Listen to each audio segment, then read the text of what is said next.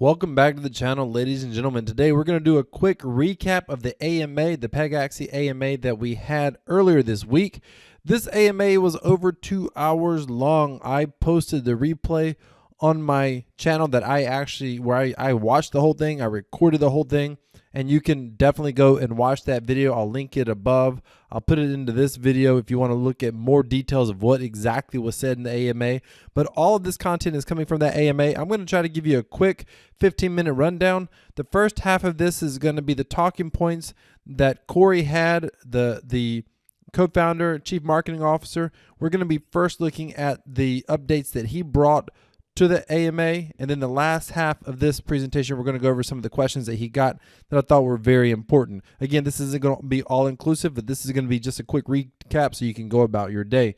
First of all, let me say this. I'm incredibly excited about Pegaxy and what they are doing. I think the team has the right idea, that they're going about this the right way. They are taking on an enormous task, but so far this ecosystem is incredibly exciting. I'll give you some more of my thoughts at the end of the video, but first let's go ahead and get started with this. First thing he addressed was they had a Valentine's event. The idea for that event was to be able to use some of your VIS token, your VIS token, the game token, and be able to use some of those tokens to buy a lottery ticket, and you could use that lottery ticket to breed your Pegasus. And then once you breed your Pega, that would allow you to potentially get some vanity cosmetic changes to your Pega. The whole purpose of this event is all of the VIS token that was used was burned. And according to Corey, he said that the main goal was to burn as much VIS as possible. They ended up selling out, I think within like less than an hour, I believe. They sold out really, really quickly. People felt like they were hurt because maybe they lost money because the price of VIS pumped beforehand, and people thought the VIS token was going to just get burned at a much rapid rate than it probably got burned. But the team overall said that they were incredibly excited by this. Like this was by all accounts a successful move for them. They didn't know what would happen. They didn't know how the market would react. This was their first major burning event, and he said everything they saw was positive on their end. Second thing he pointed out is, what is the goal of the team around a price? So this led into a great question. A lot of people, this was my question, like what I wanted to know, like what I didn't ask this question, someone else did, but I wanted to know, like, what is the team's goal? Where do they see like target prices, optimal prices, that sort of thing? And I was blown away by his answer, and I thought it was great. He said their goal with price was just to ship a really good product, create a great game that people would use and enjoy. They weren't as concerned about the price. He said there was a lot of pressure from the community on price performance, and he said, I have to be honest with you, we feel that pressure, but that is not our main goal. Long term, and I'm summarizing what he said, long term, if you take care of the product, if you produce a great product, the free market will take care of the price, and the price is going to be what the price is going to be. I thought that was a phenomenal answer. Number 3. Should they add LP, liquidity pool tokens, or should they add to the liquidity pool for VIS, again, the gaming token? A lot of people are asking about this because this token is quite volatile. Personally, I bought into the game at the top. The token was around 20 cents. Currently, it's around 9 cents. In the past couple of days, it was down to, I think, 6 cents. And he said that as far as the team adding to the liquidity pool, they may do that at some point, but they don't really necessarily see the need. They feel like the liquidity pool should be built over time by the community. Yes, it creates price volatility, but with volatility is also opportunity. And somebody's going to get hurt when you choose to add liquidity, because when you add a lot of liquidity, price doesn't drop as much, but it also doesn't go up as much. And there are people who bought at the top. They want to see that price be able to spike. So he said the team wasn't totally opposed to providing liquidity, but he felt like that was a short-term band-aid. And at the end of the day, that's up to the individual. Currently, if you go to KyberSwap on the VIS USDT pool, literally it pays out almost 500, a little over 400% APY right now. He said, again, that the team is considering doing more burning events over time, and they expect the volatility in the markets to continue until they get more growth, and over time with more users, they think volatility would go down as well, and that's correct. Someone asked them to address Shill. I did not know who Shill was. He looks like, the best I can tell, is he's a small YouTuber in this space, but he's very passionate, puts out great videos. I say small. I looked at his channel. You can look it up. It's Shill. Shill build Pegaxy. That's what I searched, and you'll find him. Based on his channel views and the size of his channel, he's going to have a very much a growing channel. Not certain what Shill Bill said, but Corey's response said, I like him. He's typically right. And he said, I don't know exactly what you're asking for, but I like him. He's typically right. And he just left it at that. I thought that was an excellent response. The thing about this team is they're always blunt. Corey is phenomenal. He says it like it is. I mean, truly one of the better AMAs I've ever seen. I love his style. It's just direct. It's to the point. They're not trying to sugarcoat anything. They're not leading you with a bunch of hype, a bunch of pipe dreams, a bunch of, fantasy, a bunch of fluff. Like, they're just telling you what their goal is. And that's just what it is. If it's good for you as an investor, great. If it's not good for you as an investor, that's okay as well. But this is their goal. This is what they're doing. I just love that entire attitude about him when he's doing his AMAs. Shout out Corey. If you want to come on the channel for a Q&A or Q&A, AMA, interview, whatever you want to call it, you are welcome, sir. He talked about 2 exciting projects coming up. One was Themis. This is interesting. So they're calling this project Themis, and this is the beginning of their DAO. They understand that long-term they need to be a decentralized autonomous organization, but it takes a lot of time and effort to put that into place. And he talked about that they're looking to build this out on a quadratic formula. If you've seen my video that I did with the where I interviewed the marketing director from Fuse, it was ironic to me that he actually, he knew nothing about this. He hadn't seen this video yet. We didn't discuss this, but he talked about the need for having a quadratic formula for their DAO as well. I thought it was interesting. He said that they're going to start soon, within a matter of 2 to 4 weeks. They're going to be having governance is going to be available, where there's going to be proposals put forth. They'll be putting proposals forth as a team. Individuals are able to put proposals forward as well. The Pegaxy or the PGX token is the governance token of the platform. And he said that you'll be able to get votes based on, your governance tokens of the platform. And for the team, this allows them to really start to get a feel for the community as well, and allow them to get some real-time data and feedback from the community, what the community thinks about future proposals. Because up to this point, the team has just basically been using their economic scientists, their data scientists, and they've been behind the scenes theorizing, but they really want to get some feedback from the community even before they put info out there. And the DAO, the early stages of the DAO, is going to be a great way to be able to do that. So that's going to be coming soon. He said it's being built and is expected to ship as soon as February 28th.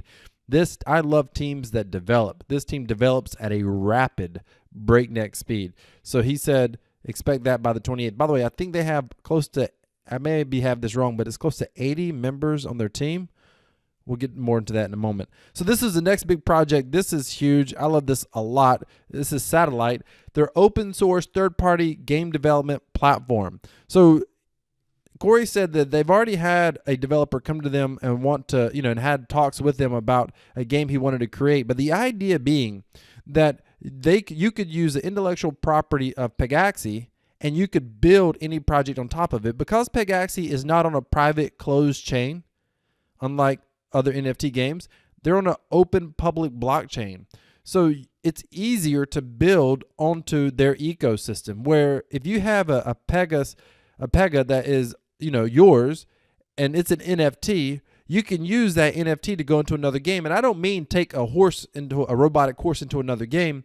I mean, your Pega here could go into another game, and as soon as you use that bridge to bridge over, then in that other game you might have a car, or it might be a dog or some other avatar feature. Understand, NFTs are simply data. It's numbers and letters. That non-fungible token, which is primarily made up of numbers and letters, can be anything else in another game. So they're talking about being able to use some of the Pega lore more or less, and some, maybe doing something totally independent and out of the box. But anybody could create game development and be able to piggyback off the community, where, be able to find an audience for their new game or their new ecosystem. And he talked about how they would basically look at the code, make sure that it was safe, audit the code, and just, prove the game in the early stages just as this starts to roll. But ideally, this is going to be something that would be community-led, and, the community would be able to participate with this entire ecosystem. So it's not just one game. That could bring, if that happens, that would bring a lot of attention, a lot of players. Not everybody's into a racing game, but you could be into some other game using a different avatar, but the same data set as your current NFT on Pegaxy has. It's just such a neat idea. and it's very unique to crypto. No one's doing this well yet. So that's what they're calling Project Satellite. They're open source third-party game development. Very interesting stuff. Development is in a 6-week cycle. So he talked about how they do their development. I thought he gave two of these points. This one and the next one were very, very good. And he talked about how they develop. Everything starts in a cycle. So they have a development cycle, and the way I understand it, it's here's what we want to get developed over the next 6 weeks. This is what we focus on. This is our goal. We stay focused on this. We don't get distracted on anything else. At the end of 6 weeks, we push out a big update on what we've been working on. Then we reevaluate that, and we create another 6-week cycle, and we go into that 6-week cycle, and we get focused, and we go to work. I think that's incredible.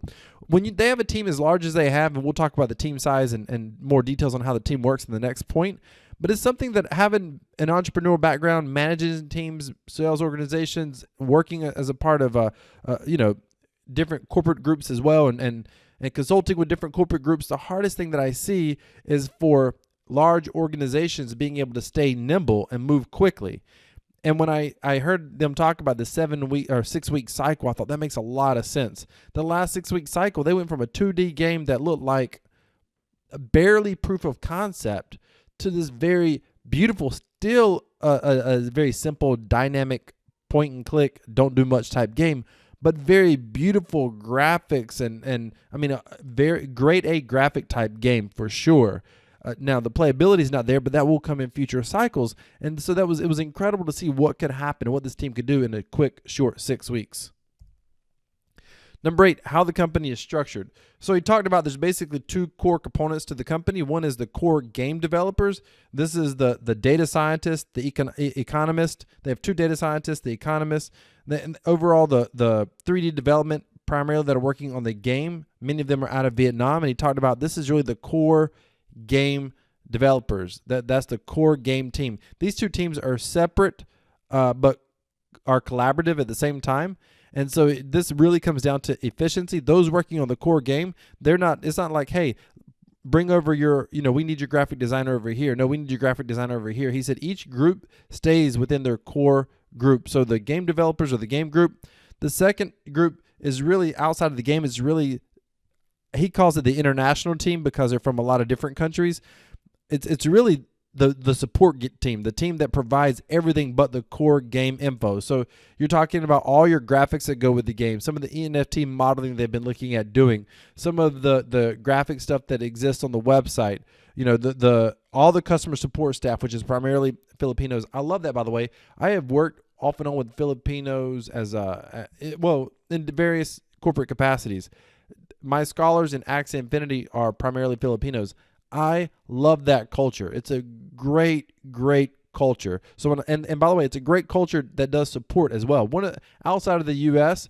or outside of, say, Canada, when you're trying to look for English-speaking support help, you can get some of the best support help just because the culture in general is really good at that out of the Filipinos. That's a personal note. That's not from him. But I love when I saw that their support staff was primarily out of the Philippines. That's positive. And by the way, their support is some of the best you'll ever see. It's better than Coinbase. It's better than Binance. It's better than Crypto.com. Like, you go in their Discord, and any question you have 24/7, you can ask it, and within a matter of minutes, you're going to get a response right there live. It is unbelievable. And I mean literally unbelievable. The support team also works on their Apollo website, Apollo.Pegaxy, I believe it is. They also have their own data scientist over there as well. I mean, they have a solid team that they're working with, it sounds like, and they have great management, clearly, that's able to coordinate these teams, and that's phenomenal. Next up, he talked about short-term band-aids to taper economic growth. So I want to show you this very quickly. This is the Apollo website I just mentioned, but if you come down here, you see that they're minted plus burned VIS tokens. This is a token that you win in the game. The minted plus burned token, obviously both these tokens are going up a great deal. It's an inflationary token. You win the token. But the key is to be able to keep them burned. Now, right now, at this very moment, they're burning about 87%. And that is going to widen over time. Eventually, it'll be 86%, 85%. They know this. They're working on burn mechanisms. The challenge is, we'll get into no one's ever mastered this burn mechanism in a game, this full economic cycle, unassisted, decentralized cycle that doesn't require a bunch of constant tweaking. And so right now what they're trying to do is they're trying to taper growth a little bit, taper how fast VIS is minted.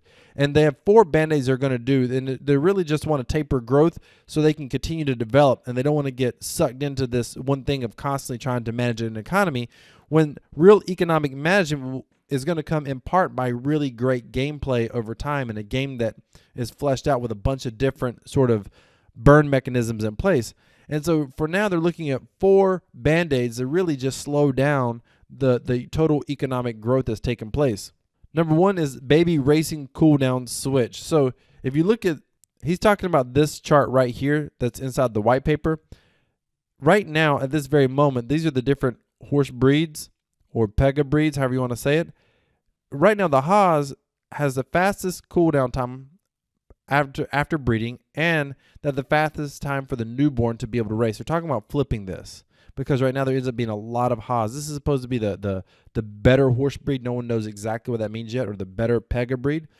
But they want to switch this because right now there's a bunch of Haas in the marketplace because they breed quick, they race quick. So they want to taper that around. They want to try to flip this chart where these are 96 hour cooldown, 72, 48, and then 24 in that order. That's the first switch.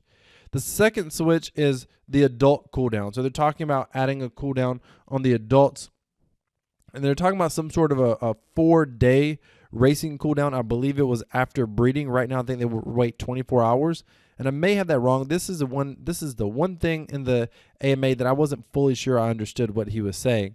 But they want to. The idea is run less races, and what I like most about their attempt to slow down the minting of VIS.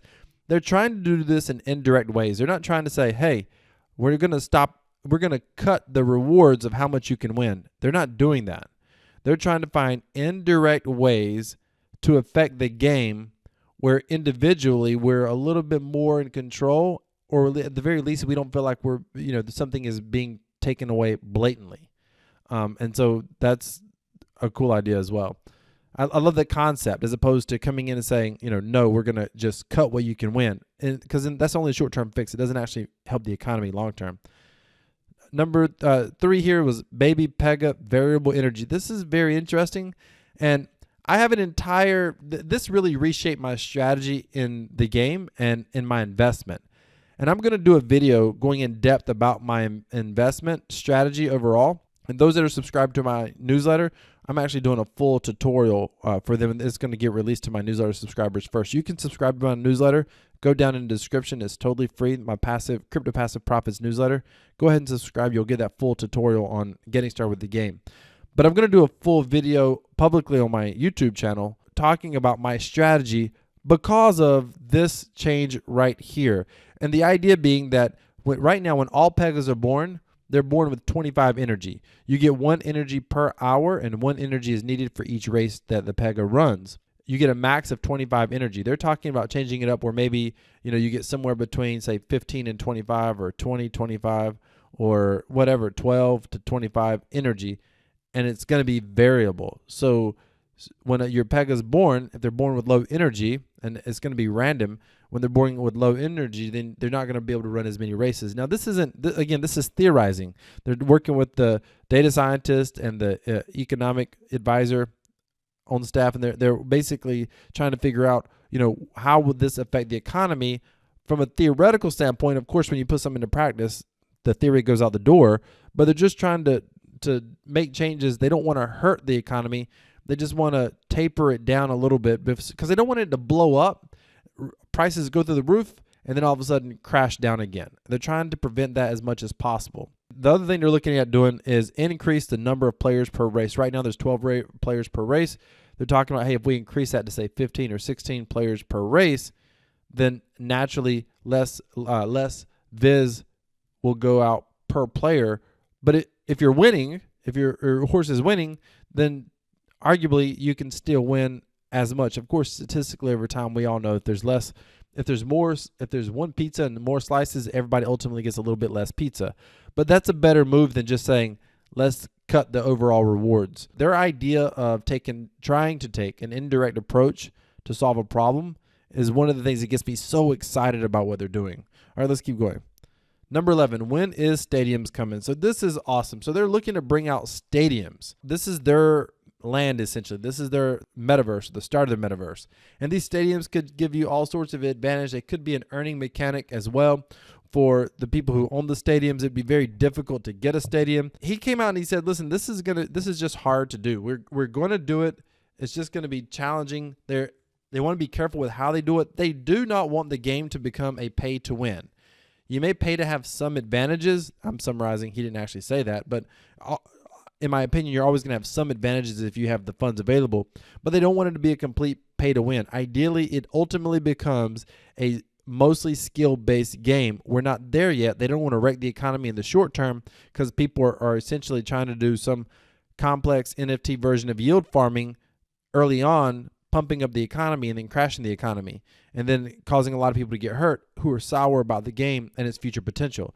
So he said the stadiums are expected to come. They just need to be very careful with it. There's a major proposal coming talking about the DAO that's going to get released, the Themis project. There's a major proposal coming. He said look out for it within about 3 to 4 weeks. He says it takes lots of planning and they're just concerned. They don't want to mess up the game. And interestingly enough, it's going to be a mechanism for burning the floor Pegas. So basically it's going to take so many Pegas is what they're theorizing right now. Again, this is still theory, but they're theorizing so many Pegas essentially that you're going to be able to donate to be able to build out the stadium, because the stadium is going to take metal and raw materials. Your robotic Pegas, that material could be quote unquote recycled to help build a stadium. Very neat concept. Another interesting way to be able to help manage the economy with inside the game. He said player controlled without messing up the game or the economics. I think I kind of overlapped and talked about that when I was talking about stadiums and the DAO. Ultimately, the game needs to be as much in players' control as possible through a DAO, through skill actually playing the game as a player. And he said the whole goal is not to mess up the game or the economics. And I thought that was really wise when he said that. Again, that's the kind of thing that makes me really love this project. The team knows what they're talking about, ladies and gentlemen. I have consulted with other projects before, and it's amazing how many developers in this space do not understand basic economic tokenomic principles. This team absolutely gets it. Now we're going to move into some of the Q&A, and we're going to get this out as quickly as possible. There's still a good bit to cover, but I'm going to run through this as fast as I can. Some of the Q&A that came out. Mobile game is going to get released in March. Stadium release will most likely cost Pega. He said that. I already said that. There's going to be the Valentine's event that just happened. He said that expect future events to happen pretty frequently. They're not exactly sure what they are, but they really like the idea of doing on these events and the engagement that it created within the community. Someone said, when is the PGX token going to get listed on Pinets? And he said it'll probably be much later down the road. The team's not really worried about the exchange listing. He said it could happen. They're just not seeking it. They're not chasing it right now. He said that the team's primary purpose is not price of the token. And an exchange listing basically gives a short-term punch to the price or pump to the price, but that's not their primary focus. The primary focus is game development. I love that. Does new energy affect existing Pega? So the new variable energy that's coming out, those changes, he said they're not likely to affect existing Pega. He didn't like the idea. They don't like the idea of taking something away from players that they previously had. He said they will do their best to try to avoid that. But future Pega, all Pega going forward, would have to be affected by the variable energy mechanism. Someone said, what about food? So there's been this talk about creating food that could affect the game in some way. He said it's coming, it's on the way. Primarily, food's going to allow for cosmetic changes, change some of the colors, things like that. He goes, it's not going to be pay to win. It's not going to give you an unfair advantage in the game, and it's not going to change the sex of your Pega. That was a big deal that people asked about. He said there's 10,000 people at any given time actively watching the rental market at all times, waiting for a Pega. He said we don't need new players. We need new scholars buying Pega, new managers buying Pega that want scholars. He said that's what we need more than anything. How does rarity come into play? So there's different Pegas. There's founding Pega, legendary Pega, epic Pega, all the way down to I think the last one is Pacer. And so there's different levels of rarity. And legendary was the original founders, I think the original NFT Pegas created, and then the founders Pegas were given out like an initial release or whatever. He said the founding Pegas really are the only ones that are going to get, any major benefits when it comes to rarity right now. And primarily those benefits are they get access first. They were the first ones. There's only 5,000 founding Pegas. They got access to the 3D racing first. They get access to content first. Someone said, can we buy Pega with VIS in the future? And he says, this was awesome. He said, no, it doesn't do a thing economically. There's no reason to add that. If I have 5,000 VIS tokens and I buy your Pega, now you have 5,000 VIS tokens. He goes, that's not a significant economic change. There's really no need to do that. I totally agreed with him. I thought it was awesome that he said that. As soon as he answered that question, I was like, I love these guys, man. Like, gosh, they just get it. They're so smart. Their goal is to, right now there is a problem inside the game. He addressed this when he said they were going to reverse engineer the rental market. So right now in the rental market, you have three options. You can go and pay PGX tokens and rent a Pegaxy typically for 24 hours. Or you can go up there and try to get a split of like 4% split, 5% split, 10% split, where you get to keep that percent. And you can use that Pegaxy for the day or whatever. The problem with that is they have bots currently botting the system. He said they know it. There's captures in place. He goes, but people don't realize how smart bots are. I mean, there's people botting Call of Duty, for example. If you can bot a game like Call of Duty, you can bot absolutely anything. So they're working on some workarounds. Nothing's going to be perfect. The idea is to be able to basically flip the scholar/renter model on its head. Instead of people being able to go and see what's rented, select a Pega and pay the price. That's how it works now. Ideally, people are going to come in. They're going to fill out a questionnaire. They may get KYC'd as a scholar. They don't have anything at stake. They have no money in the game, nothing at all. And they'll basically at that point be put into a queue, and the community can say, hey, I got a Pega, I want it to go to a scholar, and essentially it would go to the next scholar in line. There's some complexities to make that system better, where scholars can get rated based on gameplay. They can get rated higher if they're KYC'd, that sort of thing. They can get ranked by how much they're willing to accept in payment. Do they want 3%, 5%, 10%, 20%, whatever? So all that comes into play. And he said that that's going to get developed over time. That is absolutely their plan. That is on the roadmap somewhere in the future. He talked about their current daily active users is at 91,000. That's pretty awesome. Someone said, are you concerned about minting growing faster than burning? He said, not really. They already have the 4 Band-Aid solutions. They've always known that minting was going to most likely be faster than burning. Someone asked if there's going to be a Pega to Pega exchange coming out. And he said, yes. That's not hard to create. They've been looking to create that, where basically you can trade one Pega for another Pega. He said it's not that hard to create. It just hasn't been a high priority. He also addressed the fact of, someone said, are there secret discussions going on with you and the guys over at Ronin or Axie Infinity? And he said there's absolutely no secret discussions at all. He also said there's no plans for a future Pegaxy chain of any kind. They're satisfied being on the Polygon network right now. He said the end goal of the game was to create a 100% skill-based game that completely avoids pay-to-win gaming. I thought that was incredible. He said they are planning a deterioration mechanism in the works for Pegas, where they have like essentially some sort of lifespan or whatever, where over time they begin to wear out and you can't get the same high performance out of your Pega indefinitely forever. There has to be some way to control the amount of Pega that are breeded on the market to help overall the Pegaxy NFT, the Pegas themselves, to be able to maintain some sort of value. So they're looking at some sort of deterioration model. Maybe it's 1,000 or 3,000 or 5,000 races or whatever. Something happens where your Pegaxy does not perform at the same rate and it slowly deteriorates somehow over time. Someone asked how long will Pegaxy last? He said hopefully for many years. Team's very passionate about what they're achieving. They're solving problems that games have never solved. In fact, real economies have never solved. And what he meant by that is trying to create a fully decentralized economic model that's actually never been done in any length of time in the history of the world.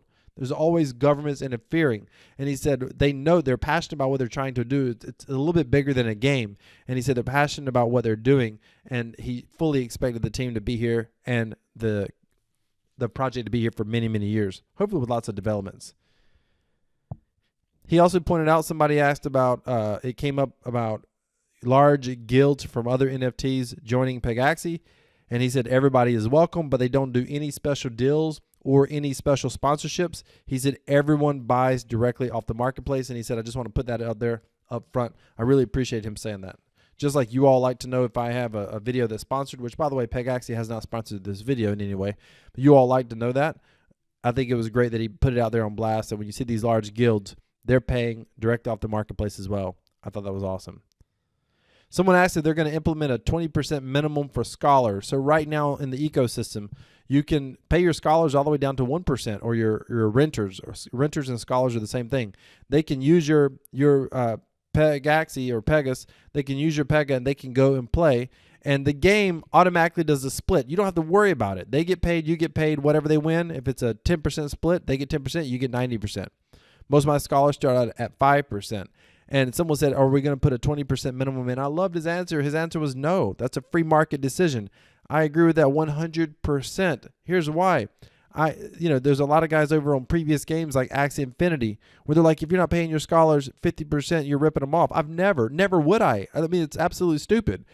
As a investor, you take on an enormous amount of risk and you haven't even gotten any of that back.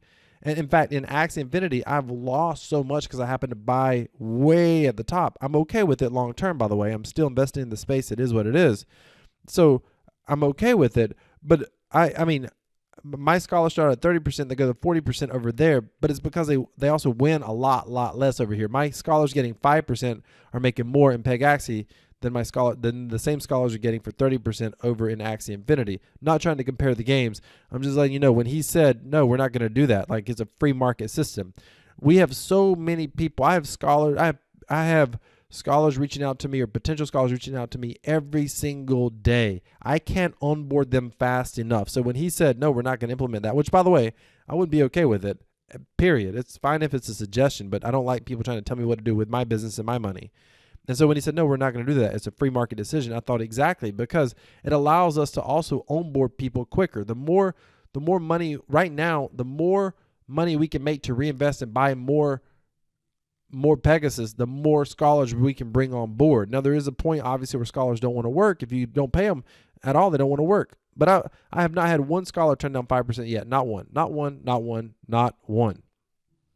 So when I saw him say that, I thought that's perfect.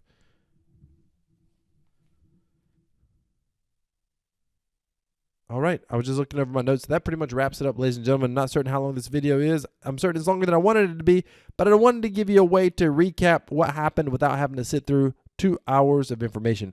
Hopefully you've appreciated this. Do me a favor and smash that like button. If you want to watch the full, unedited, raw AMA directly with Corey Wilton, do me a favor, go ahead and watch it. I'll put it on the end screen.